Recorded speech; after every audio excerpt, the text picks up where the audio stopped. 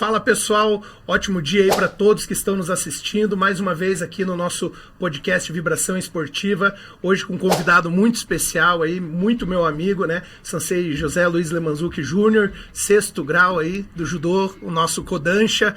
É um prazer ter o Sensei aqui. Hoje eu convidei o senhor para você estar aqui dividindo a tua experiência com a gente. Tenho certeza que você tem muito a agregar e desde já gostaria de te agradecer, uma presença muito especial para mim, me espelho muito no senhor aí, na tua caminhada no judô, sei do teu potencial, te admiro como sensei, como pessoa e como amigo principalmente, né? Então fico muito honrado do senhor estar aqui e queria que o senhor se apresentasse aí para quem está te assistindo, né?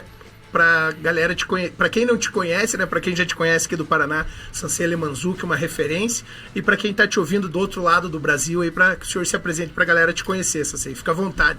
Bom, eu agradeço o convite, né? Primeiramente, agradeço a Deus por essa oportunidade, agradeço ao Thiago também, uma referência para mim, um rapaz de uma índole muito boa, então nós temos criamos uma empatia, né, muito grande e admiro muito o teu trabalho, Thiago. Obrigado. Bom, como você já falou, né, meu nome é José Luiz Lemanzuki Júnior, mais conhecido como Sensei Lemanzuki.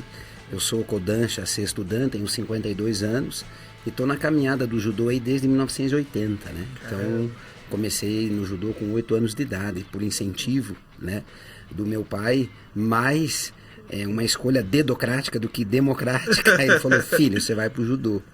E desde então o judô não saiu mais de mim e eu não saí mais do judô. Então é uma história muito bonita. O judô ele fez e faz parte da minha vida e sempre vai fazer, né? Porque muitos judocas eles entram no judô, mas a essência do judô não entra neles, né? E eu, graças a Deus, me identifiquei muito com o espírito do judô, com a essência que o Jigoro Kano gostaria que nós judocas tivéssemos, né? E ontem, né, Dia Mundial do Judô, então você vê, o judô está aí desde 1882 oficialmente, então são muitos e muitos anos, mais de um século, né, formando bons cidadãos para a sociedade. Então, para mim é muito legal poder contar um pouco da minha história nesse momento aí. Que legal, Sensei. Como a direção dos pais faz a diferença na vida, né? Quando a gente é bem direcionado, quando a gente tem uma estrutura familiar, o poder que o esporte tem de mudar, né, a trajetória totalmente de uma pessoa. O senhor poderia ser um excelente médico, um juiz, um policial, o que fosse, né? Mas optou por mergulhar nesse mundo do judô aí, que eu também compartilho da mesma profissão, né, do mesmo ambiente, e também acredito que isso, a faixa preta ou qualquer faixa do judô deve ser amarrada na alma, né? É aquilo que tem que entrar nas suas raízes mesmo. E eu também tive a minha história mudada pelo esporte, então sei bem como é. O Sensei também praticou outras artes marciais, né? Chegou a lutar outra modalidade, não? Quando eu na verdade, eu sou natural de Cascavel, né? Eu nasci em 1972 em Cascavel, me mudei para Curitiba em 1996. E um período em Cascavel eu treinei karatê. Então, cheguei a fazer 1 ano de karatê, mas não continuei. Sim. E aqui em Curitiba eu fiz o wrestling, comecei em 1998 por um projeto lá da Universidade Federal do Paraná. Então participei de campeonato brasileiro e inclusive em 1999 a gente fez um intercâmbio via Universidade Federal do Paraná no estado de Michigan, nos Estados Unidos. Que legal. E daí a gente foi lá treinar com a molecada. Então assim, eu já era um coroa, né? Eu já era um coroa. A gente foi lutar com molecada de high school lá. Molecada de 15, 16 anos, a molecada passava o carro na gente. Voando. Porque lá nos Estados Unidos eles dizem que a molecada nasce no tapete do wrestling.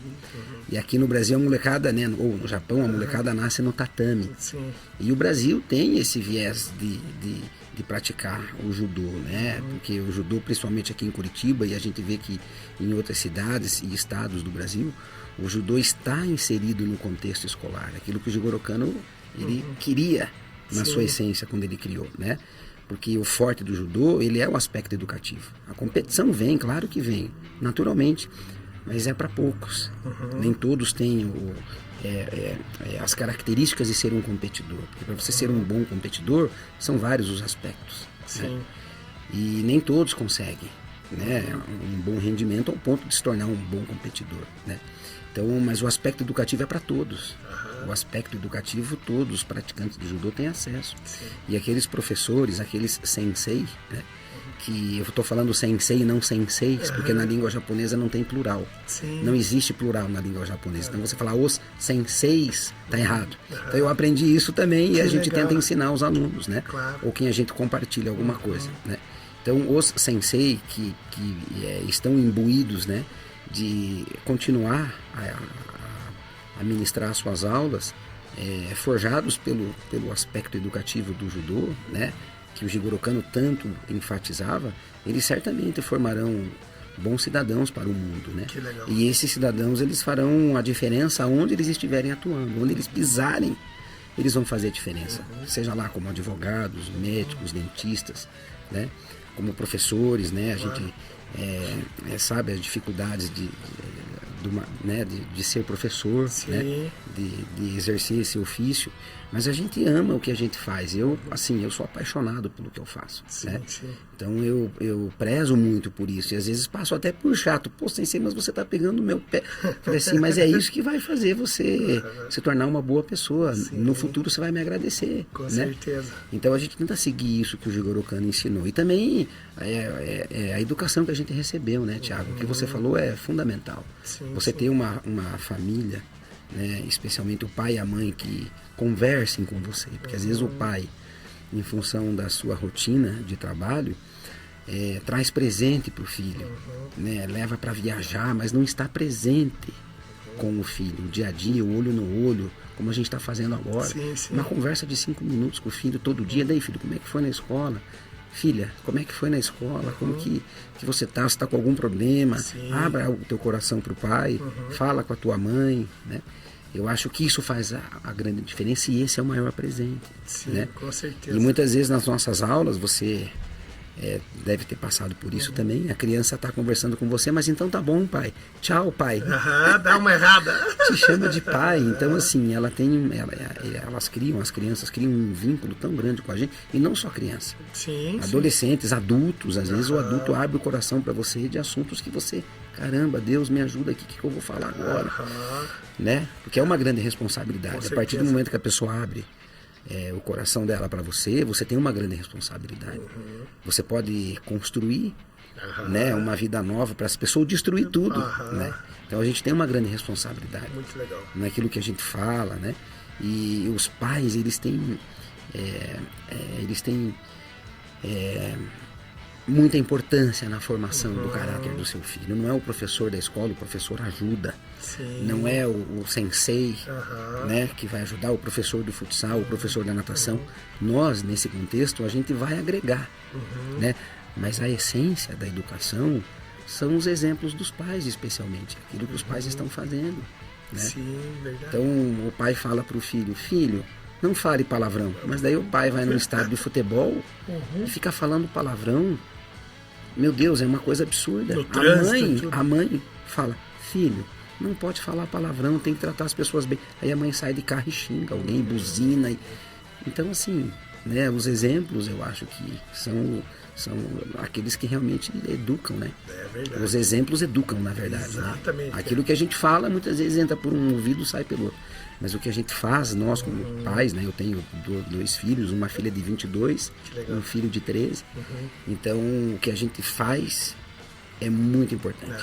O exemplo arrasta, né? A palavra convence. Exatamente. E o exemplo arrasta, não adianta, né? É isso mesmo. Até sobre o palavrão, isso eu até falo para os meus aluninhos, né? De todas as idades, né? Que a boca fala do que o coração tá cheio, né? E daí eu falei isso numa escola, numa troca de faixa. E daí a criançada é muito esperta, né? E daí o menininho, eu falei, você não pode ficar falando palavrão, porque teu coração vai ficando preto, a gente vai enchendo de sujeira o coração e tal. E aquela aula lúdica, né? Pois bem, passou uns 2 dias, o Piazinho voltou e chegou cabisbaixo, e a gente conhece as crianças, né? Falei, fulaninho, o que aconteceu? Pô, professor, meu pai tá triste comigo. Falei, mas por quê? O que você fez, né? O que você aprontou? Ele, não, professor, lembra que você ensinou da boca fala que o coração tá cheio? Eu falei, lembro. Então, meu pai tava me trazendo pra escola e um motoqueiro fechou ele e ele xingou o motoqueiro. E daí eu perguntei se o coração dele tava cheio daquilo e ele ficou meio quieto, ficou meio chateado. Falei, agora você mandar ele embora. Daí eu falei, não, teu pai ficou refletindo nas coisas que ele falou. Ele brigou com você? Não, ele só ficou quieto e falou que depois me explicava. Falei, então, ele falou na hora da raiva, mas às vezes os adultos erram, ele ficou pensativo, você ajudou ele. Ah, então tá bom, professor. E a gente é chamado muito, né, o Sansei também, nessa caminhada deve ter, a gente é muito chamado de o Sansei do ajudou, né, o tio do ajudou. E a ideia é exatamente essa, né, a gente ajudar, né, a criança. Exatamente. Pô, que legal que é o tio do ajudou, eu gosto de ser o tio do ajudou, do ajudar as crianças, as famílias, né. Então eu vejo isso, hoje mesmo eu estava conversando, eu fui no primeiro curso de formação de policiais, de defesa pessoal do policial, e eles estão com um projeto muito legal, a Polícia do Estado do Paraná, de cada batalhão ter um professor, um instrutor formado, né, faixa preta de alguma arte marcial, que vai formar novos atletas, professores, até os policiais, né, eles dependem muito da defesa pessoal, da arte marcial no dia a dia, né, eles trabalham muito, é uma função bem difícil, então eles estão sendo preparados para isso. E uma das coisas que eu levei até o comando lá desse projeto e para os policiais que vão ser os novos professores, é disso do policial lá, do projeto social desse batalhão, agregar na sociedade as crianças, né? Pegar as crianças, porque hoje em dia a gente vê as crianças, principalmente nas comunidades, com a família totalmente desestruturada. Aí o bandido, o traficante, vê aquela criança boiando lá, perdida, vem cá e pega e pronto, né? Acaba destruindo a vida dessa criança. E a ideia agora disso cada batalhão ter um projeto social, trabalhar com a comunidade para realmente pegar as crianças antes dela ir pro crime, antes da polícia chegar lá e ter que tomar atitudes drásticas, ela poder mudar a realidade, sabe? Eu fiquei muito feliz com isso, porque eu acho que quanto mais pessoas inseridas na arte marcial fazendo esse trabalho de pegar as crianças na sociedade sendo um exemplo, né? Às vezes a criança tem um exemplo dentro de casa que o pai mete a porrada na mãe ou só faz coisa errada, e às vezes a criança, às vezes não, né? Na grande maioria, nesses casos, a criança fica procurando uma referência, né?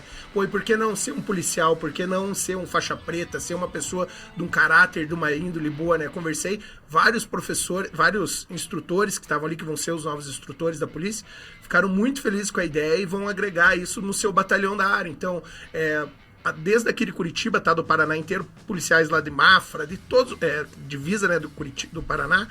Todos esses policiais de Foz e vários lugares vão começar a projetos. Achei isso uma atitude do governo, né, do comando da polícia muito legal, porque é exatamente tirar a criança da rua, né, Sansei? Tirar as pessoas de um caminho errado, né? Aproveitando esse gancho, queria que você contasse a tua história, que chegada aqui em Curitiba, que eu sei que é bem bonita aí, do judô, de como você veio para cá e iniciou isso, como começou esse sonho da academia aí do Sansei Lemanzuki, da associação. Então, rapaz, eu cheguei em Curitiba em 1996, né? E eu cheguei aqui, eu tinha na época um Passat, o apelido era Passatão. O pessoal da minha época vai saber. E o porta-mala do meu carro era o meu guarda-roupa. E eu cheguei em Curitiba em fevereiro de 1996. E comecei a morar numa pensão aqui em Curitiba, na Reinaldo Machado, número 51, lembro como se fosse hoje, perto da Rua do Ferroviária. E comecei meu caminho ali. Eu tive uma pessoa que me ajudou muito, o Célio Amaral, primo, faz parte da minha família, o Célio Amaral, dono da escola de natação Amaral. Eu vim de Cascavel com uma oportunidade que ele me deu. Comecei dando aula na escola de natação Amaral, lá nas Mercedes, que existe até hoje. E ele foi uma pessoa que me ajudou muito aqui. Uma outra pessoa que me ajudou muito aqui em Curitiba foi o Sensei Chico Francisco de Souza. O Sensei Francisco, ele deixou de dar aula numa escolinha que ele tinha para passar a escolinha para mim. Olha, Mizuki, eu vou sair dessa escolinha, você vai dar aula tal dia lá. Então é uma pessoa que me ajudou demais. Uma outra pessoa que me ajudou muito foi o Emir Vilauba, irmão do Sensei Luiz Henrique Vilauba. Ele dava aula no Colégio Dom Bosco. E quando ele ficou sabendo que eu vinha para cá, ele entrou em contato comigo e falou: Lemanzuki, eu quero que você dê aula no Colégio Dom Bosco, no meu lugar. E eu comecei a dar aula no Colégio Dom Bosco. Então, assim, 3 pessoas inesquecíveis na minha vida. No início, né?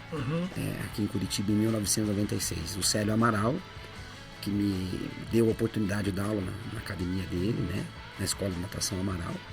O Francisco de Souza, Sensei Chico Kodansha também. Sim. E o Emir Vilauba. Então foram pessoas que me ajudaram demais. E chegou uma época que as coisas foram acontecendo, graças a Deus. Deus foi me dando essa oportunidade. E eu fui aproveitando, fazendo um bom trabalho, né? Tentando dar o meu melhor, como sempre, como faço até hoje. E eu só sei que chegou uma época, Thiago, que eu dava aula em 13 lugares.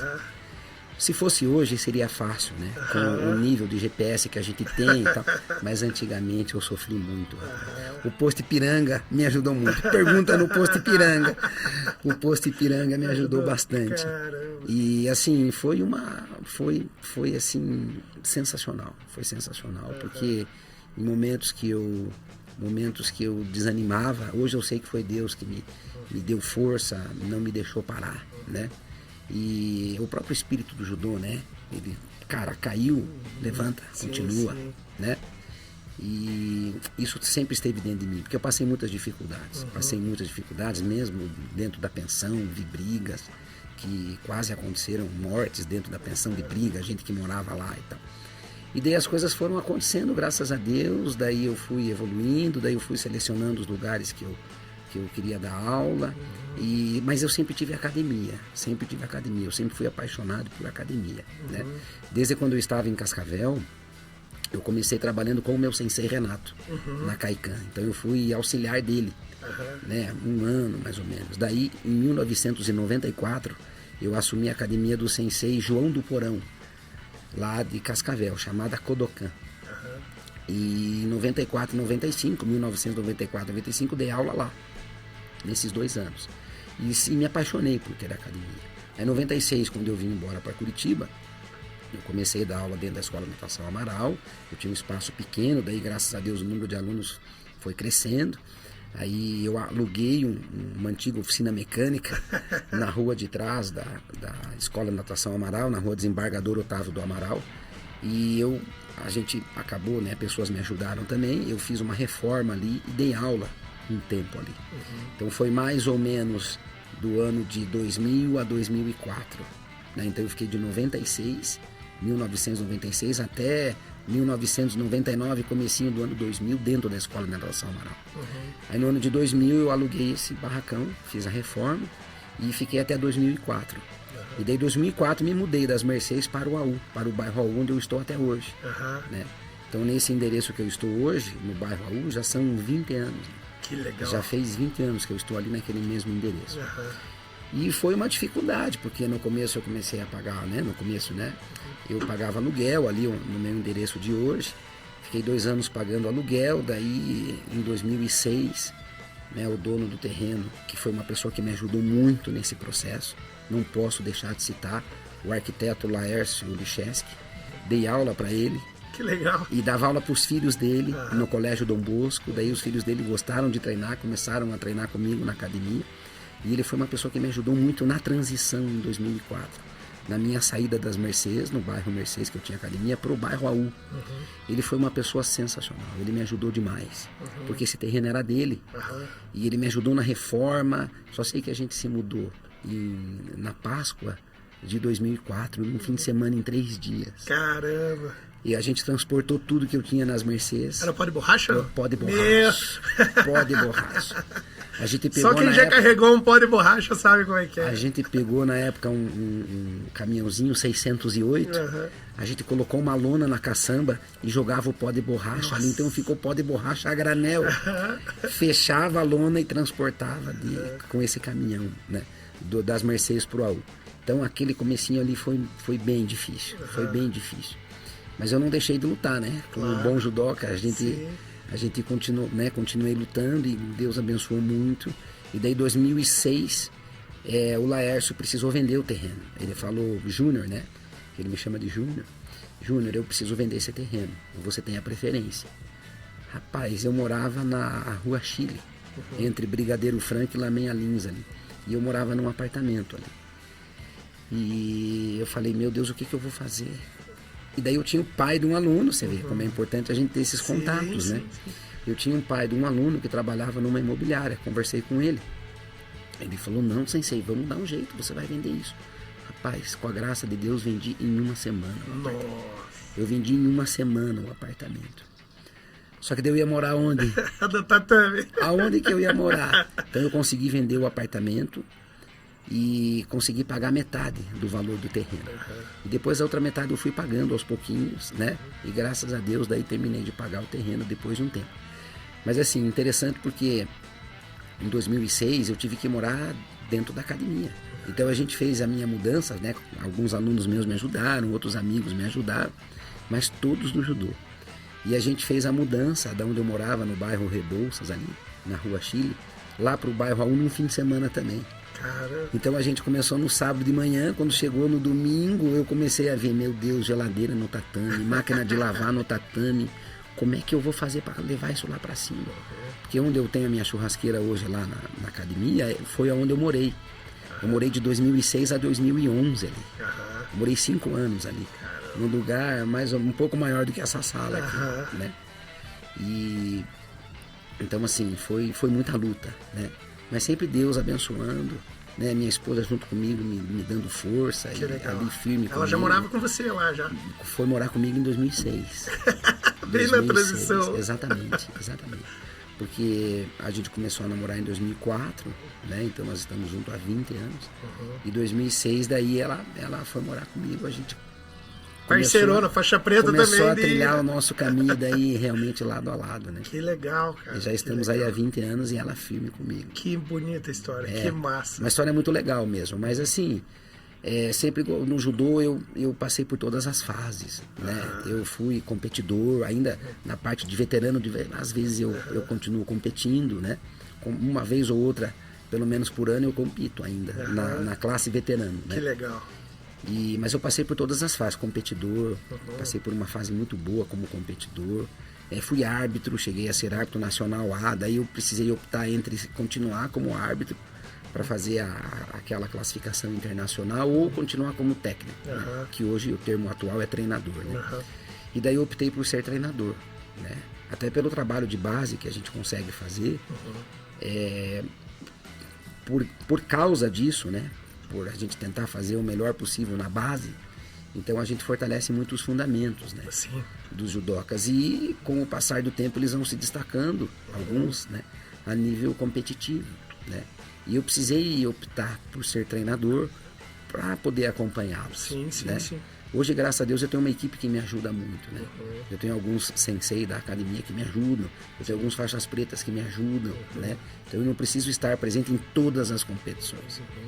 Porque é um desgaste muito grande, né? Você há de convir comigo, assim, às vezes a gente fica dentro de um ginásio sábado o dia inteiro, domingo o dia inteiro, segunda-feira começa de novo a rotina. Você tem que começar dando aula. E você foi bonzinho ainda, que você deixou o trajeto de ir e vir da cidade, de viagem, de tudo. Exatamente. De chegar domingo de madrugada e segunda cedo começar de novo. Exatamente. Não, é moleza. Fora isso, né? Então, assim, daí hoje eu tenho pessoas que me ajudam bastante, né? E os pais, eles compreendem, eles entendem, poxa, a vida do sensei é humano, né? Né? Então as pessoas compreendem. Então hoje eu estou numa fase muito boa, graças a Deus, né? E que eu tenho pessoas que me ajudam, então eu não preciso estar mais presente em todos os eventos, né? Passei também, e continuo ainda, né, como integrante da Federação Paranense de Judô, né, fazendo parte da diretoria da federação. Então, assim, passei por todos os cargos. Que legal. Né? E continuo passando, porque a gente está aprendendo sempre. O judô, ele nos ensina todo dia, né? E a gente aprende com pessoas, independente da idade. Com certeza. Eu esses dias aprendi com um menino de 15 anos, entendeu? Então a gente está aprendendo todo dia. Claro. Né? Pessoas mais velhas, pessoas mais novas, a gente tem que ter a humildade de ouvir. Né? Absorver aquilo que foi falado, filtrar e sempre ficar com as coisas boas, né? Não ficar ruminando coisas ruins. Verdade, a gente só carrega peso daí, né? Mas tipo, ruminando as coisas ruins. São fardos que a gente não precisa carregar. É verdade, exatamente. E agora com essa chegada do sexto Dan, como foi essa realização desse sonho pro senhor aí de amarrar a tão esperada Kodansha? Eu acho que a gente tem um sonho, né? Eu pelo menos tinha eu tô nessa fase agora quando eu era criança, o meu sonho era ser faixa preta, né? Quando eu cheguei na preta, mudou o sonho, daí o sonho é ser Kodansha, né? Agora eu vou, se Deus quiser, e a federação me ajudar e todo mundo, e eu estudar muito agora em dezembro, eu faço para terceiro Dan, né? Que maravilha.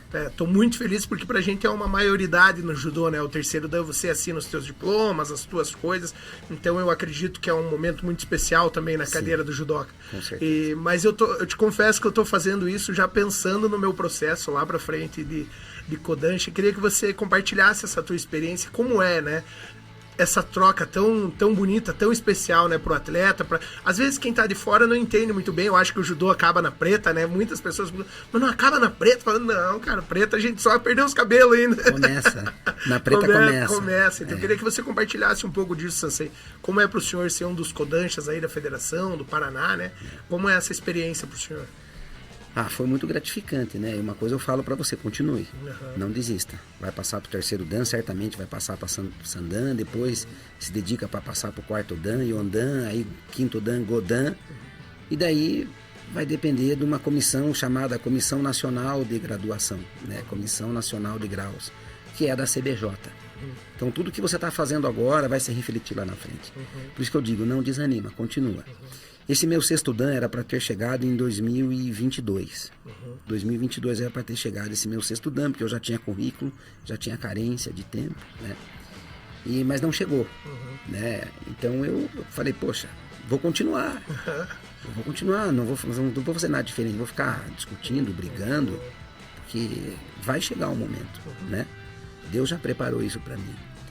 E o ano passado, quando eu menos esperava, num encontro de professores aqui do Paraná, encontro de sensei, aqui do Paraná, veio a notícia, pô, Lemas, o que você passou para você estudar? Eu fiquei paralisado. Que massa. Fiquei paralisado.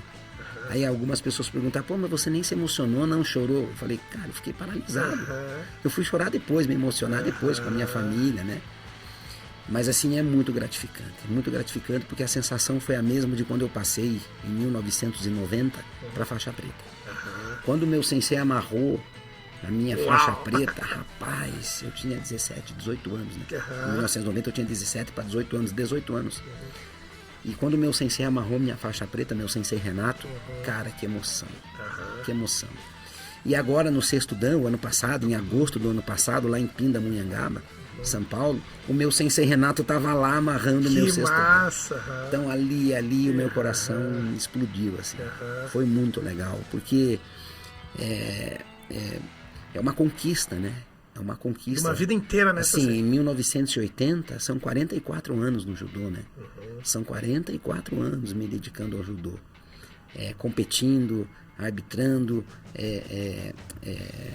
sendo treinador, né, dando aula, ministrando curso, ministrando seminário. Transformando, né, vidas através do esporte. Tentando da melhor maneira possível. Sim. A gente é humano, a gente não vai acertar sempre. Né? Nem Jesus Cristo agradou. Quem somos nós? Sim. Né? Eu acho que a gente tem que ter uma identidade, Thiago.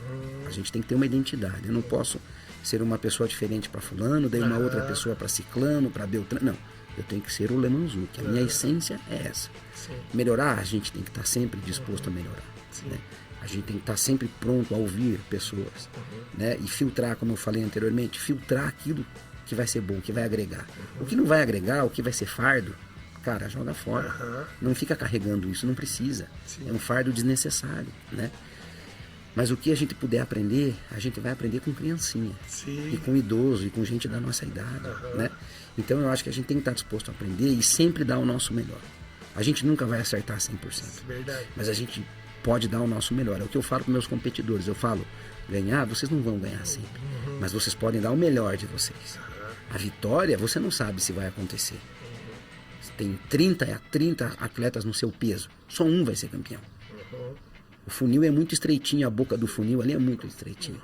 Né? Então, é só um que vai ser campeão. Pode ter 30, 40 na sua categoria, mas é só um que vai ser campeão. Mas agora, o teu melhor, você pode fazer. Essa é a maior vitória, você dá o seu melhor. E eu sempre fui adepto dessa filosofia, de dar o meu melhor. Então, eu vou entrar na aula hoje, eu vou dar o meu melhor. Como eu dei o meu melhor há 44 anos atrás, quando eu comecei o judô. Então, Deus sempre colocou isso dentro de mim. Sabe? Meu pai sempre me cobrou bastante também. Mas assim tem que ter um limite, né? Muitos pais cobram, mas cobram de uma maneira muito exagerada, né? Às vezes numa derrota o filho precisa de um abraço do pai, não de uma bronca. Sim. Depois conversa com a cabeça fria, no momento oportuno, conversa, filho, poxa, você podia ter feito assim, assado, cozido, frito, mas na hora só um abraço basta, e não uma crítica. Né? Então assim, o meu sensei Renato, que sempre me acompanhou, apesar de morar em Cascavel, mas a gente tem um contato de pai e filho, claro. Né? E ele sempre me acompanhou. E ele sempre, ele foi um excelente professor. O meu sensei, ele sempre foi um excelente professor. A minha mãe, quando estava viva e vinha para Curitiba, ela falava, meu Deus, você dando aula, eu lembro muito do teu sensei Renato. Algumas coisas você tem dele. Eu falo, pô, que legal. Então, um bom exemplo para mim, né? Claro. Mas só para fechar aquela parte do Kodansha, então, assim, foi um sonho que se realizou, né? Eu esperava em 2022, não veio. 2023 chegou, eu falei, nossa, que sensacional. Mas daí deixa eu te contar uma história bem engraçada. Eu recebi o meu Kodansha num encontro, né, o meu 6º Dan, num encontro de Kodanshas, lá em Pindamonhangaba, como eu falei, no mês de agosto. Então isso aconteceu no dia 18 de agosto. E daí no dia 21 de agosto, me lembro como se fosse hoje. No dia 21 de agosto, que foi uma segunda-feira, eu fui dar a minha primeira aula com a faixa vermelha e branca. E eu no vestiário, o rapaz estava com o peito de pombo, assim, ó. Falei, meu Deus, que sensacional, obrigado, Deus. Saí do vestiário, fiz a saudação para entrar no tatame, menininho sentado assim, encostadinho na parede, olhou. Nossa, sensei, o que é esse moranguinho aí? Acabou com a tua faixa. Eu falei, meu amigo, moranguinho com chantilly, porque é vermelha e branca, né? Então, para o público que está assistindo, né, e é leigo, quando a gente chega na faixa marrom, aí a gente precisa ficar 2 anos na faixa marrom para fazer o exame para a faixa preta. Daí, quando a gente passa para a faixa preta, a gente entra numa fase de Iyudansha, que é a faixa preta, 1º, 2º, 3º, 4º e 5º Dan. Então, vai mudando, né? Essa graduação. Mas quando a gente chega no 6º Dan, a gente sai da fase Iyudansha e entra na fase Kodansha, né? Que é um título de alto grau, né? Outorgado pela Confederação Brasileira de Judô, que foi uma criação da Kodokan, né? E o professor, né, ou o sensei, para receber esse título de Kodansha, ele precisa ter dedicado a vida ao judô, ele precisa ter competido, ele precisa ter ministrado cursos, precisou ter formado alguns alunos, faixas pretas e atletas. Então é um currículo que é analisado, né, de uma vida inteira.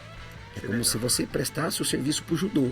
Aí o teu currículo vai ser analisado, né? E não, realmente esse sensei aqui merece. Você tem que ter feito a apresentação dos kata, né? Eu no Nage no Kata apresentei para a faixa preta 1º Dan apresentei o Nage no Kata, pro 2º Dan Katame no Kata, pro 3º Dan Jun no Kata, pro 4º Dan Kime no Kata, né?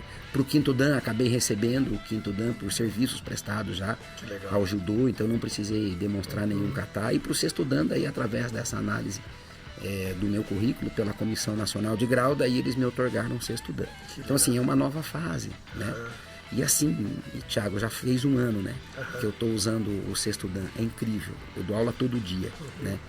Eu amarro a minha faixa vermelha e branca, parece que tem alguma coisa dentro de mim que me impulsiona, que me tira o desânimo, me tira às vezes, tem dia que é noite, né? Sim. Tem dia que você não tá legal, você tá com uma dor de cabeça, você tá meio cansadão, mas é impressionante, eu dou um nó na minha faixa, parece que eu não vou dizer que tenho superpoderes, mas eu me sinto muito melhor. Que legal, eu me sinto muito melhor, assim, eu me motivo para dar aula, para ensinar, para conversar. Eu acredito que deve ter o peso da tua própria conquista, do teu trabalho inteiro, né? Se amarra aquilo ali, aquilo ali, eu acho, a faixa, a Kodansha ali, né? A vermelha e branca. Pra você mesmo, você olhar aquilo e falar, cara, isso aqui é o meu trabalho de uma vida inteira. De uma vida inteira, exatamente. Não foi agora, ninguém me deu, mesmo, né? Eu conquistei, eu ralei muito, isso mesmo. Eu morei na academia, tudo isso, né? Numa simples faixa, digamos, né? Mora tanta história, né? Muita história. Muita história. Até às vezes, quando a gente tá numa competição, em algum lugar, e chega um Kodansha, todo mundo olha diferente, né? Fala, caramba, esse cara aí perdeu o cabelo dando aula, né? Com certeza. Eu acho muito legal isso, o exemplo, né? Eu já disse, né, que a palavra convence, mas o exemplo arrasta, né? Olhar um Kodansha, ver a pessoa, tem você, tem o Sensei Neuri, tem o Sensei Chico, o Sensei Chico, Sensei Neimeki, cara, o Sensei Washita, Sensei Makoto, tem muita gente, muita né? gente. E eu aprendi isso com o Sensei Suzuki, né? Quando você for amarrar a tua faixa preta, né? Amarre ela na alma, né? Aonde você for, você vai ser um faixa preta, onde você tiver as tuas palavras. Isso é muito legal. Eu acho que é o que falta hoje na geração, né? Os meus meninos lá às vezes falam, isso aqui é muito difícil. Eu falo, cara, se fosse fácil, todo mundo na rua era faixa preta. Exatamente. Tava todo mundo andando com uma faixa preta, com kimono, não é fácil. Não é moleza. A nossa vida não é fácil, né? São várias lutas, várias derrotas, e a gente cai e levanta todo dia. Esse princípio aí é maravilhoso, modificou a minha vida, né? Ajudou a transformar a vida da minha família. Ano que vem meu irmão vai pro segundo Dan. Eu sempre atraso ele um pouco pra ele não ficar igual, né? O irmão mais velho. Não, brincadeira, mas o Matheus é meu braço direito lá na academia, nos nossos trabalhos. A gente tá em 25 escolas em Curitiba. Tem mais 3 professores que eu formei que estão trabalhando junto, é um orgulho. Quantas faixas pretas já? Tem noção de quantos o senhor já formou, não, CC?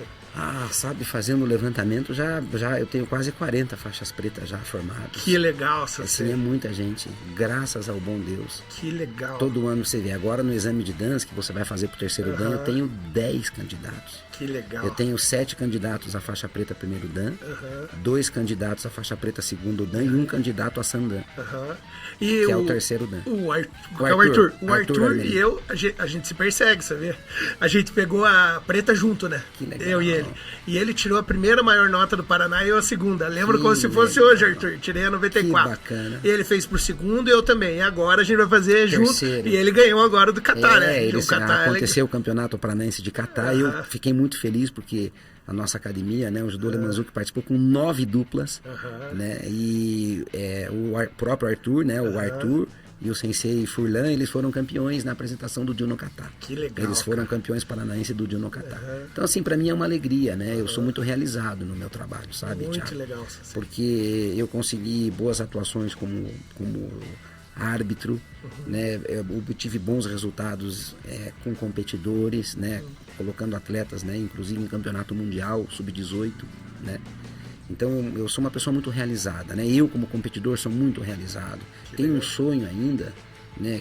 Que Deus me abençoe que eu consiga realizar esse sonho, que é ser campeão mundial de veteranos. Eu já fui campeão brasileiro, campeão sul-americano, campeão pan-americano, mas eu tenho um sonho dentro de mim que, se Deus me der saúde, se eu tiver condições físicas, né? Emocionais, né? Para continuar competindo, eu tenho o sonho de ser campeão mundial de veterano. Amém, ainda, que Deus abençoe, né? isso. Nós temos grandes referências aqui, o Sensei Néder, o Sensei Clóvis, que já foi campeão mundial, o Sensei Iraci, que já foi bicampeão mundial, né? E temos outros medalhistas em mundiais aqui de Curitiba e aqui do Paraná, né? Que legal. O Paraná é um celeiro de bons atletas na classe veterano, né? A gente sente um pouquinho na classe sênior e na classe sub-21, apesar que nós estamos tendo bons resultados na classe sub-21, porque no sênior aí já é profissional, né? Você competir com grandes clubes do Brasil, Pinheiros, Reação, Minas Tênis Clube, Sojipa, a coisa vira profissional. A coisa vira profissional. E daí eles acabam, eu me incluo nisso, porque a gente acaba sendo trampolim para os atletas, exatamente, né? Porque daí não tem como a gente competir com uma estrutura menor, com um clube, por exemplo, Flamengo, Pinheiros, exatamente. A gente acaba sendo trampolim para esses atletas que querem uma seleção brasileira, que querem mesmo, né? Sim, o foco é Jogos Olímpicos, né? Querem ser atleta olímpico. Sim. E imagina então nós como academia. Se pequenos clubes ou clubes médios, eles têm essa dificuldade, imagina uma academia privada. Sim. Então não é fácil. Não é fácil, porque a gente tem que se agarrar aos projetos. Graças a Deus temos a prefeitura, o governo do estado que incentiva muito o esporte. Então eu, como associação, a gente entra com projetos para tentar viabilizar um valor para que a gente possa levar os nossos atletas para a competição, tentando minimizar os custos, porque a gente sabe que é uma despesa grande, né? Esse fim de semana agora vai ter o meeting interestadual interclubes. Eu estou com 15 atletas classificados, né? Eu tinha classificado 17, 2 não vão poder ir, estou levando 15 para lá. A despesa é muito grande. A despesa é muito grande. Taxa de inscrição, hospedagem, alimentação, transporte. Você não vai lá, clica no botão, você está lá. Não, você tem que ir de ônibus ou você tem que ir de carro. Né? Então, é muito, muito alto o nosso custo, sabe? Para você manter uma equipe competitiva. Eu, graças a Deus, né? Eu tenho os pais que têm condições de manter os seus filhos em nível competitivo. Né? Então, mas não é fácil. Você manter uma equipe competitiva não é fácil. Verdade. Né? As demandas, assim, são muito grandes. Né? São muito grandes. Né? Então, assim, concluindo aquilo que eu comecei falando, então eu sou muito realizado em todos os aspectos dentro do judô. Né? Gosto muito de dar aula para as crianças, né? Gosto muito de dar aula. né? E então assim, eu sou realizado. Eu às vezes a minha mulher, né, minha esposa até, ela administra a minha academia, né, há muitos e muitos anos já, mais de 10 anos. E ela fala assim: meu Deus, você parece que não para mais de dar aula.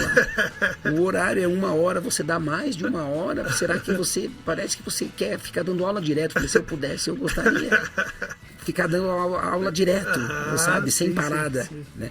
Mas a gente tem que ter um intervalinho, tem que ter o horário certinho. Mas assim, eu adoro muito. Quando a gente faz o que gosta, o tempo passa muito rápido, né? É muito rápido. Passa muito rápido. É muito rápido, é muito rápido. É muito legal. Eu queria que o Sansei contasse um pouquinho agora da tua experiência última, né? Maravilhosa, que é um sonho meu também, que é ir pro Japão, né? Conhecer o templo do nosso esporte, o berçário do judô lá. Como que foi pro senhor essa experiência de ir lá pro Japão, né? Única. E já foi Kodansha pra lá, né? Já foi Kodansha. Que massa, que assim, legal. Foi uma experiência ímpar, né? Eu esperei 52 anos para isso. Então quem tiver Posso esperar um pouquinho mais, então. Quem tiver a oportunidade de ir antes, não precisa esperar tudo isso, vá. Claro. Porque assim, é um grande investimento na tua vida. É um grande investimento, né? Não, a mesma pessoa que não seja judoca, né? Eu acho que vai trazer muito conhecimento. A cultura japonesa ensina muito. Ele é um povo muito sofrido. Eles passaram por guerras, por situações de terremotos, né? E é um povo muito batalhador, é um povo muito sofrido, né? Eu vou começar contando um pouco lá da minha experiência no Japão no primeiro dia de curso, que foi no dia 22 de julho desse ano. Então a gente ficou lá fazendo um curso da Kodokan chamado curso de Wazar, curso de técnicas, né? Ou curso de técnicas da Kodokan, tá? E é o curso de verão que eles chamam lá, é o curso de verão. E no primeiro dia, que foi no dia 22, uma segunda-feira de manhã, o professor explicando, falando, né, em japonês, o outro traduzindo para o inglês e conversando. Daqui a pouco as vidraças da Kodokan começaram a mexer. O tatame começou a chacoalhar e nós ali do Brasil, a gente começou, porque tinham várias nacionalidades, né? Não só nós do Brasil, mas estou falando do meu pessoal ali da minha academia, porque junto comigo foram 14 pessoas da minha academia. Que legal. Então isso me deixou muito feliz. Foram 14 pessoas do meu, inclusive o Arthur e a esposa dele estavam juntos, né? Legal. Então foram 14 pessoas da minha academia. A gente começou a se olhar e tudo tremendo, né? Porque o tatame lá da Kodokan, assim, é sensacional. Para você tirar foto, ele fica tremendo, assim, porque uma pessoa começa a andar, ele começa a trabalhar, mas é uma delícia o tatame.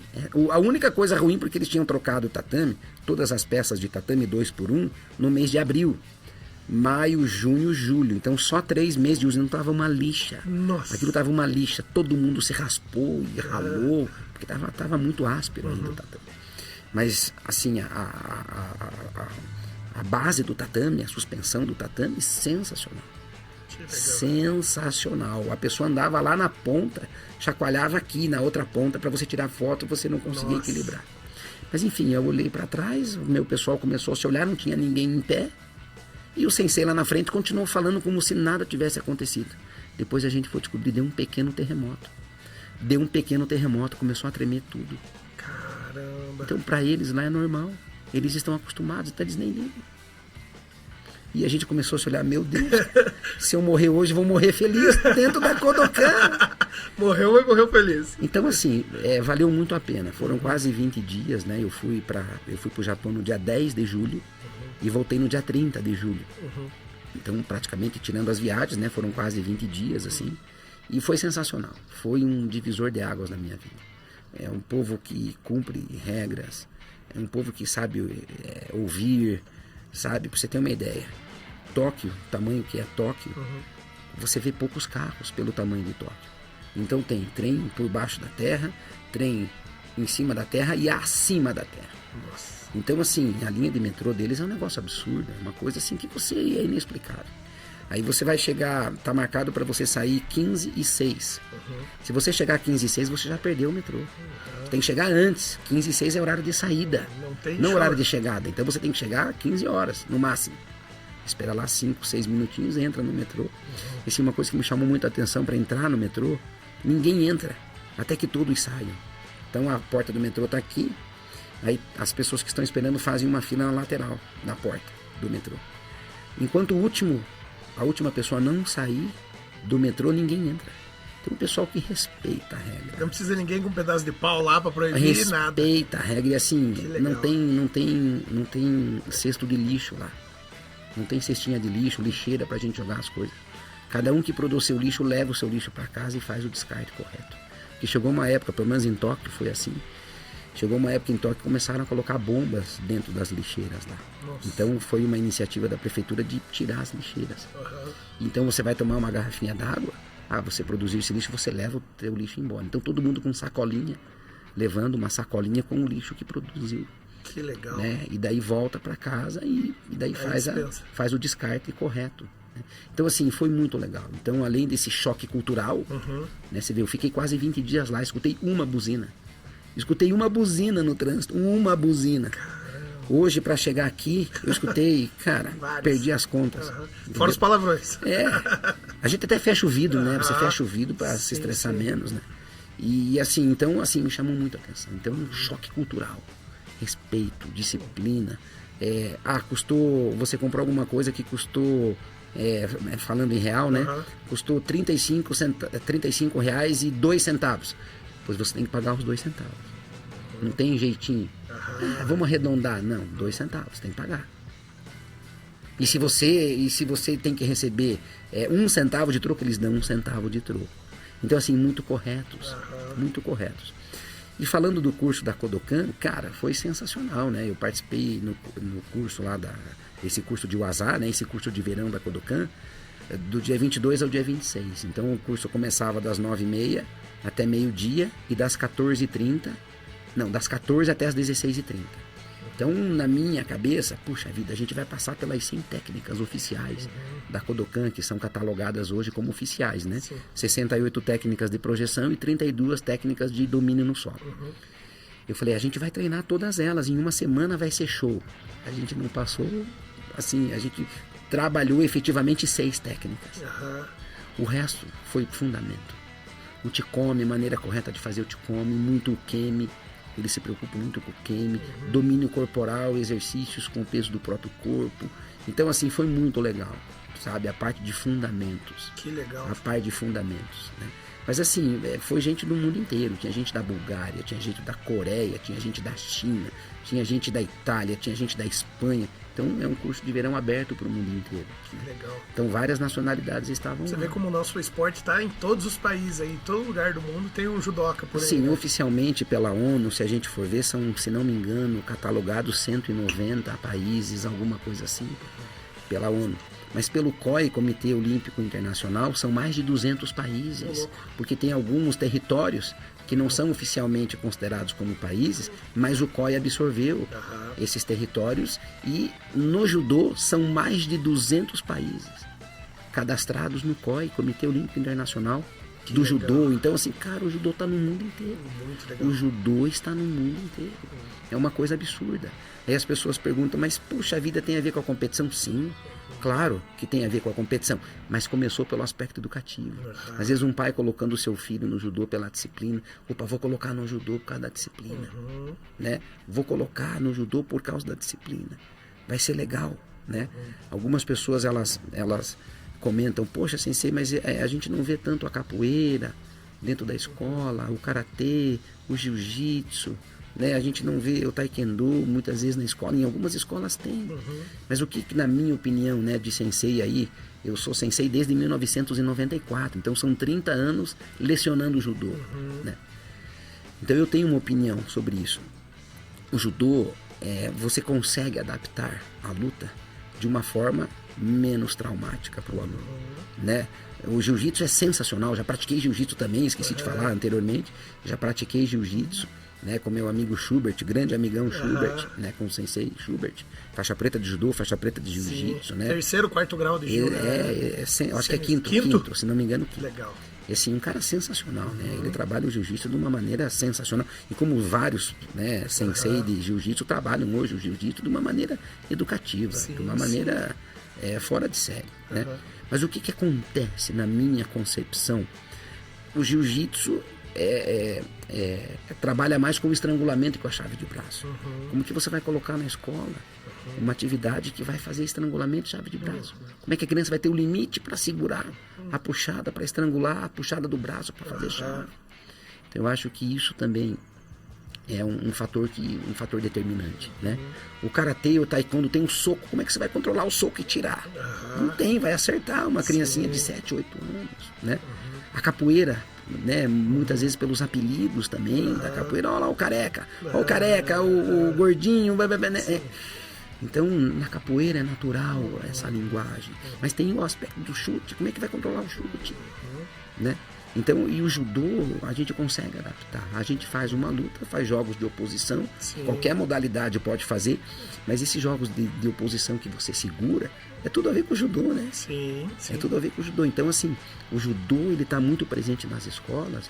E eu creio, pelo aspecto educativo.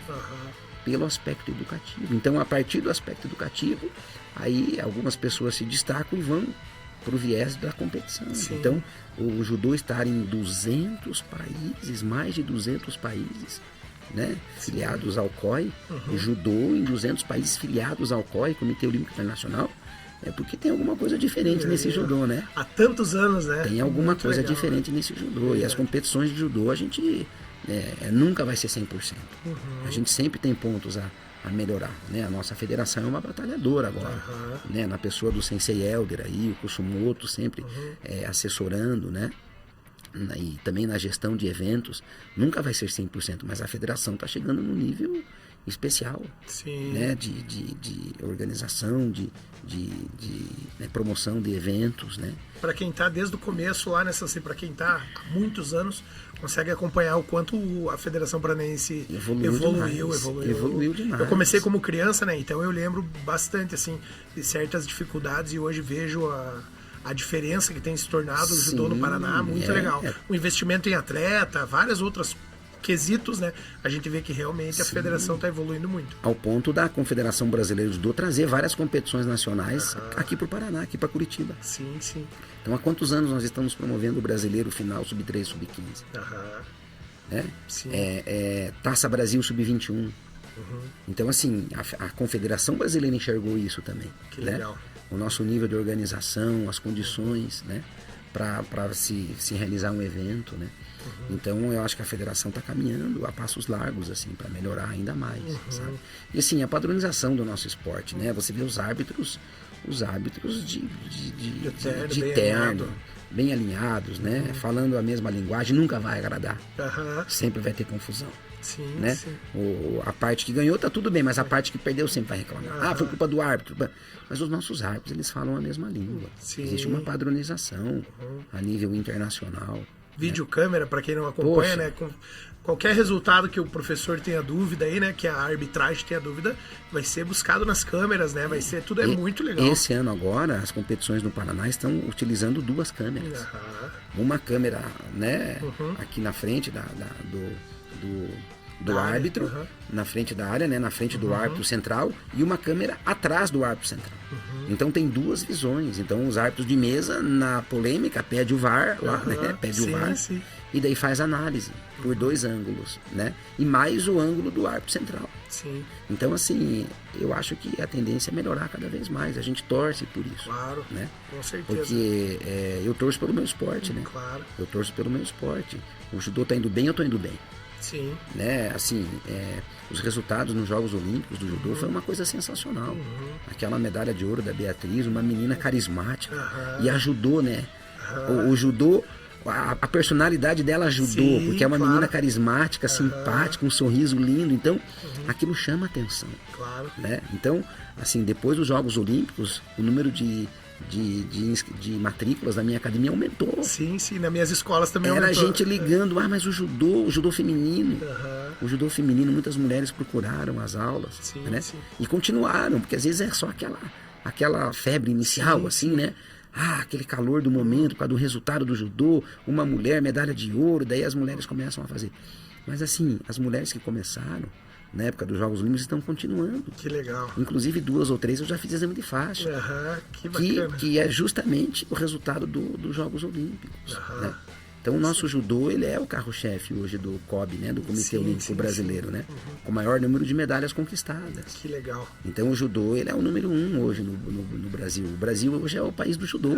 Eu fico muito feliz, né? Eu fico feliz, porque qual que é o teu parâmetro? Cara, é medalha olímpica. Contra fatos não há argumentos. Não tem como discutir. É o número de medalhas olímpicas que o Brasil conquistou. Muito legal. Mas esporte X, modalidade Y não é olímpico. Pois é, mas o que a gente vai fazer, né? A culpa não é nossa. Vai fazer? A culpa não é nossa. Sim, verdade. A culpa não é nossa. Eu queria te perguntar uma coisa. Pela tua graduação lá, Kodansha, você ficou junto com os Kodanshas lá? Como que funciona essa... Teve alguma divisão nas graduações? Você sentiu diferença? Não. Lá no evento? Lá no Japão, lá. Ah, no Japão? Isso. Lá no Japão, como eu estava participando do curso, eu usei a faixa preta. Eu usei a faixa preta, porque eu ia treinar, eu ia lutar. Só para quem não entende, né? Quando vocês vão treinar, vocês são aconselhados a não usar a faixa Kodansha, né? Usa-se a preta daí. Mas não é regra. Não é regra. Porque lá no Japão, dentro da Kodokan, você vê o berço do judô.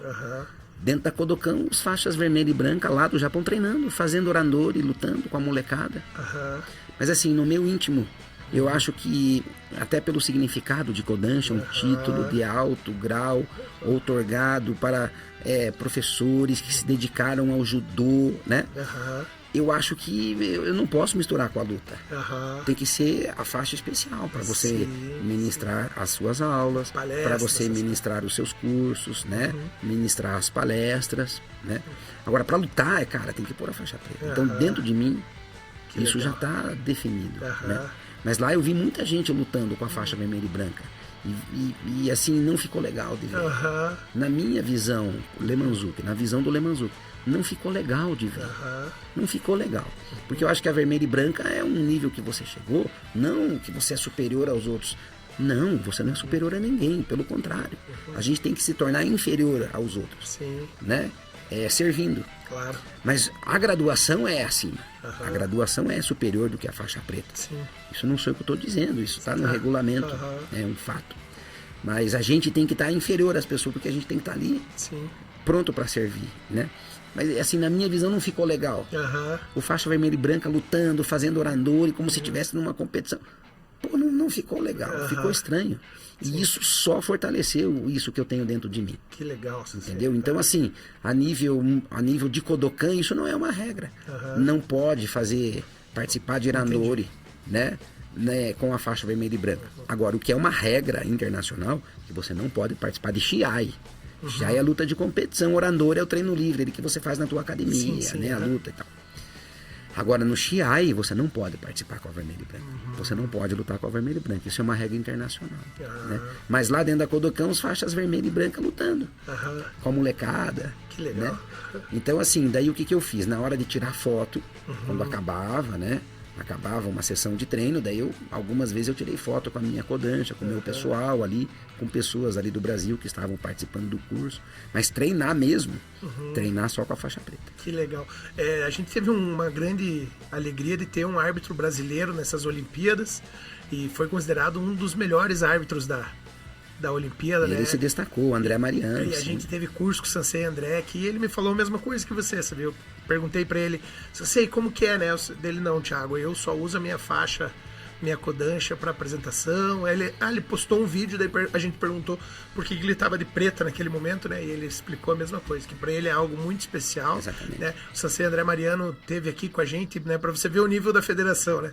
O cara que foi para as Olimpíadas veio dar um curso pra gente sobre a arbitragem, sobre as coisas, né? Um abraço, Sansei André Mariano, aí é uma referência muito grande pra gente aqui do Brasil, né? Ver um Sansei lá e ainda arbitrou a final do Ted René, né? Olha a responsabilidade, né? Na verdade, o André Mariano, o Sensei André Mariano, um grande abraço para ele também, uma pessoa que mora no meu coração, porque além de um excelente profissional, uma excelente pessoa. Um homem de Deus, uma pessoa fora do normal, cara, de uma humildade, de uma simplicidade, assim que é aquilo que você falou, o exemplo dele arrasta. Ele não precisa nem falar, o que ele faz já está, entendeu? Já está arrastando muitas pessoas. Na verdade, o André Mariano foi o melhor árbitro dos Jogos Olímpicos, porque ele arbitrou a final do peso pesado, dentro da França, com o Ted René fazendo a final com o coreano. E foi uma arbitragem exemplar. E ele foi 2 vezes o melhor. Eu falei isso pra ele pessoalmente. Eu falei, cara, você foi 2 vezes o melhor. Porque você arbitrou a final do peso pesado com o Ted Riner, que é ídolo mundial. Imagina dentro da França o que é o Ted Riner. Sim. Você arbitrou a final dele no individual com o coreano. E você arbitrou a final dele por equipe mistas contra o japonês. Que ele jogou o japonês 2 vezes. Porque empatou 3-3 na final olímpica por equipe mistas. O Japão marcou 3 pontos, França marcou 3 pontos. Daí no sorteio, sortearam o Ted Riner. Ele teve que lutar de novo com o japonês, já tinha ganho antes. Sortearam ele de novo, pois ele jogou de novo o japonês. E quem que estava arbitrando? O André Mariano. Muito legal. Então, a prova disso é que ele agora, ele foi contratado pela Federação Internacional do Judô, pela FIJ. Agora ele faz parte da Comissão de Arbitragem Internacional. Então ele faz parte, né? Então todas as competições internacionais, né, talvez não todas, mas em algumas delas, ele vai ser convocado para fazer o que? A análise do VAR, para dar opinião sobre se é ou não é. Nossa. O que o árbitro central, né, manifestou lá que ele está com dúvida. E você veja, então, assim, o auge, né? Ele subiu de nível. Ele subiu de nível. Então, o André Mariano, ele participou dos Jogos Olímpicos do Rio de Janeiro, 2016. Ele participou como check-in de kimono. Ele ajudou como check-in de kimono. Ele ficava na câmera filmando. Ele já era árbitro internacional em 2016 no Rio. Ele não arbitrou, mas ele ficou lá fora, ajudando no check-in de judoguis. A humildade do cara. Ele ficou na câmera filmando o que acontece na luta. Aí 2020 no Japão, que na verdade aconteceu em 2021, Jogos Olímpicos, por causa da pandemia, ele atuou como árbitro. E agora na França foi a cereja do bolo, né? Que ele foi 2 vezes o melhor do mundo, né? Que legal, né? E tanto é que ele foi contratado daí para trabalhar agora. É um cara merecedor. Eu vejo essas experiências assim, né? Um árbitro brasileiro, professor, né? Que começou lá do zero, chegar... Imagina para a alegria dele também, né? De chegar no auge, né? Eu acho que é o sonho de todo árbitro que leva a arbitragem a sério, com certeza é um sonho do cara ter uma contratação dessa, né? Não, e assim, fazer uma final olímpica. Né? Ele fez 2 finais olímpicas. Sim. No individual e no equipes. Então, legal. Assim, foi sensacional. E ao ponto dele, como eu estava falando antes, ele ser contratado, né? Muito show. E agora ele faz parte da Comissão Internacional de Arbitragem. Então, assim, agora com essas mudanças que tá, né, assim, alguns comentários, né, sobre que vai voltar a pegar pegadas na perna, né, inclusive eu comentei ontem, né, que algumas pessoas perguntaram, eu dando treino à noite ontem, alguns alunos perguntaram, por que esse negócio de pegada na perna vai voltar? Eu falei, gente, não tem nada definido ainda. Está sendo discutido. Mas lá no Japão vai ter pegada na perna. Sim, no mês de março vai ter um campeonato japonês que eles liberaram algumas técnicas pegando na perna. Mas é lá no Japão. A nível mundial não se tem definido ainda. Existem alguns comentários nos bastidores, mas não tem nada definido. A gente vai ficar sabendo disso em janeiro do ano que vem. A gente vai ficar sabendo se vai voltar 1 ou 2 técnicas de perna a partir da pegada no judogi. Mas a gente não tem como falar daquilo que a gente não sabe. A gente tem que esperar, né? É a Comissão de Arbitragem Internacional decidir, que o André Mariano faz parte agora. Que legal. Né? Então ele vai levar algumas demandas aqui do Brasil, com certeza. E a gente teve a oportunidade de ter o curso com esse cara em casa, né? Sensacional. Aqui no nosso estado, muito legal. Sensacional. Muito humano, né? Uma pessoa muito humana, assim, muito humana, que não olha por cima. Não. Um cara que fica no mesmo nível de todo mundo, às vezes até abaixo, porque ele quer servir. Ele quer ajudar, ele quer ensinar, né? Muito legal. Então um grande exemplo, viu? Um grande exemplo. Eu tenho isso como na arbitragem, eu também estou arbitrando, né? É uma parte que eu gosto. É um grande exemplo para todo árbitro aí do Brasil que se pode chegar, né? Com Mesmo certeza. às vezes o cara, mas eu aqui do Brasil e tal, agora não tem mais o que falar, porque exatamente. O cara ele é o nosso referência. Essa é uma referência. E referência como árbitro, como sensei e como pessoa, né? Como ser humano, um ser humano sensacional. Sensei, para encerrar, eu sei que o Sensei dá aula daqui a pouco. Queria que o senhor olhasse para a câmera e deixasse uma mensagem para quem está nos assistindo aí. Tem muito aluno de projeto que vai estar assistindo, dos projetos de judô. Tem muita gente do nosso Paraná, aqui do Brasil, do judô que está assistindo, e tem muito pai de aluno também assistindo aí. Queria que o Sensei deixasse uma mensagem para essa galera que está nos assistindo e fizesse o encerramento aí de toda essa nossa conversa aí, que foi muito legal, Sensei. Eu agradeço, né, primeiramente a Deus, né, pela oportunidade, a você pelo convite feito lá na Maratona do Judô, né? Um momento muito especial, muito legal poder contar um pouquinho da minha história. E para quem está assistindo, eu falo que a minha crença é você colocar Deus em primeiro lugar. Porque a partir do momento que eu coloquei Deus em primeiro lugar na minha vida, as coisas mudaram. Assim, você liberar perdão, você tentar ser educado com as pessoas, cortês com as pessoas, e você viver uma vida idônea, né? Sem máscaras. Sim. Hoje eu sou assim, amanhã eu sou assado, depois amanhã eu sou cozido. Não, você ter a tua identidade. Mas colocar Deus à frente. Conversar com Deus, como a gente está conversando agora aqui. Você no teu íntimo, no teu momento de silêncio, você conversar com Deus. Expor para Ele, Deus, eu estou precisando disso. Eu estou precisando melhorar a minha vida. Eu estou com dificuldade nesse setor, porque para Deus nada é impossível, tá? Não sou pastor de igreja, não sou padre, mas assim, é o que mudou minha vida. Não são pessoas me falando, a minha experiência de vida. A partir do momento que eu entreguei minha vida a Deus e abri meu coração, liberei perdão, a minha vida mudou. A minha vida mudou, eu fiz a vida da minha família mudar. E os meus exemplos estão mudando pessoas, eu sei disso, né? Tem momentos de calor que a gente perde um pouco o controle das coisas, mas daqui a pouco a gente entra, né? E as pessoas que são sensíveis a isso, elas vão ver que você fez 9 coisas certas, mas uma deu errado. Poxa, eu vou considerar ele pelas 9 certas que ele fez, não por uma desviada que ele deu, porque todo mundo vai desviar, todo mundo vai cometer um erro. Às vezes o pai do menino, às vezes é uma pessoa de Deus, dá bons exemplos em casa, mas o cara perdeu o controle e falou um palavrão na frente do filho. Então nós somos humanos, a gente vai errar. Então a minha mensagem é essa, é você colocar Deus em primeiro lugar e ter fé, acreditar. Porque ter fé é você acreditar naquilo que você não está vendo. É muito fácil eu estar vendo, aí eu vou acreditar. Então você ter fé, em primeiro lugar, ter fé em Deus. E ter fé nos seus projetos. Ter fé naquilo que você quer para você. Eu ouvi muitas vezes quando eu cheguei em Curitiba, Thiago, muitas vezes quando eu cheguei em Curitiba, você é professorzinho de judô, né? Sempre eu falei, não, eu sou professor de judô. Você vai dar aulinha de judô? Não, não vou dar aulinha, vou dar aula de judô. Eu nunca deixei inferiorizar a minha profissão. E sempre me valorizei muito. Dentro da minha academia, eu sempre valorizei muito o meu trabalho e sempre valorizo o trabalho dos meus sensei dentro da academia. Valorizo, porque a gente tem que se valorizar. Sim. Então, você que está me escutando, se valoriza. Dê valor para você. Dê valor para aquilo que você faz.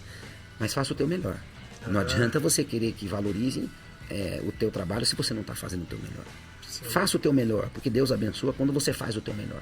Dentro, cada um tem as suas limitações, suas dificuldades.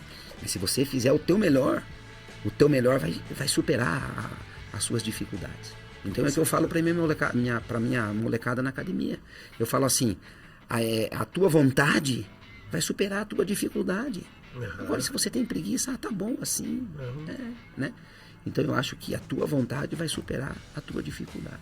Essa é a minha mensagem. Muito legal, muito obrigado, Sensei. Queria te agradecer, falar novamente que eu admiro o senhor como professor, como técnico, como atleta, como árbitro, né? A gente conhece os professores um pouco quando a gente está de árbitro e o aluno desse técnico perdeu, né? E daí você, às vezes no calor da emoção ali, eu já falei várias vezes isso para vários amigos meus, admiro o Sensei Lemanzuki porque ele é um cara correto, ele é o mesmo quando ele senta para ser técnico, quando ele está fora da área. Você é um grande exemplo para mim, e não é à toa que é o primeiro Kodansha que eu convidei aqui para vir, até pela nossa amizade, pelo nosso...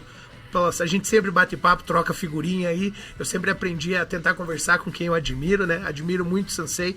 Fico muito feliz do senhor ter vindo aqui, né? E queria deixar, eu vou deixar o link da sua academia, o seu contato, né? Do Judô Lemanzuki lá para todo mundo que está nos assistindo. Vou deixar o seu Instagram para todo mundo que está assistindo poder conversar com o Sensei aí, ter uma experiência, conversar, conhecer você no dia a dia, né? Tenho certeza que a tua academia está de portas abertas para quem quiser conhecer aí. E é isso aí. Queria agradecer o nosso patrocinador, a Rede Salvaro, né? O Jones, meu aluno também. Que legal. Um grande amigo nosso aí, patrocinador do nosso projeto, né? Quando vocês verem essa logo aí nos postos, pode abastecer, que não é gasolina aditivada, não é batizada, né? Não vai ter problema. Você que gosta de andar com a tua 7 Galo lá, pode pôr que é gasolina boa, gasolina, né? Boa. O Jones também anda de moto aí. Um abraço, Jones, o João, a Dani lá da Rede Salvaro. E é isso aí. Vou encerrando por aqui, pessoal. Curte aí, compartilha, manda para os seus colegas esse super bate-papo aí com o Sensei Lemanzuki. Um abraço, até a próxima. Ossa!